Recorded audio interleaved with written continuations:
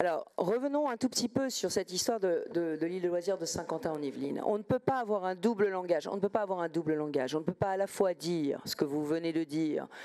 Nous sommes contre la privatisation. Nous sommes attachés au rôle social des îles de loisirs. C'est important pour nous. C'est faux. C'est faux. Si vous y étiez attaché, vous n'auriez pas voté pour la sortie du département des Yvelines. La sortie du département des Yvelines, ça veut dire que la ville nouvelle de Saint-Quentin va se retrouver seule, obligée de couvrir les déficits d'exploitation de cette base. Et pourquoi cette base a des déficits d'exploitation? C'est parce qu'elle accueille les plus pauvres des plus pauvres du département des Yvelines, parce qu'elle est le jardin de ceux qui n'en ont pas. Alors non, on ne comprend pas, et Patrick Haram a raison de ne pas comprendre l'alliance des socialistes et des communistes avec cette décision, qui est une décision qui va fragiliser l'équilibre financier de l'île de loisirs. Fragiliser l'équilibre financier de l'île de loisirs, c'est mettre en péril les vacances de ceux qui ne partent pas. Voilà ce que c'est. Donc il faut arrêter l'hypocrisie, il faut arrêter le double langage, et il faut arrêter de voter contre tout ce qui est pour et pour tout ce qui est contre, uniquement pour faire de l'opposition stérile à la région Île-de-France. Cette décision, elle est